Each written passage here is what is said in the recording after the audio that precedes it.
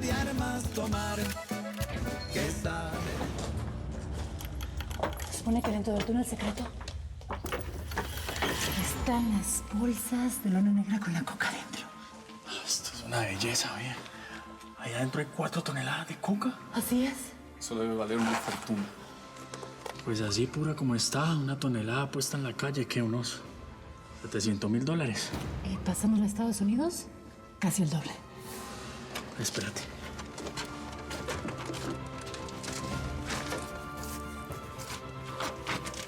¿Y Sara qué? ¿Este sello qué? ¿A quién se la robaron, ve?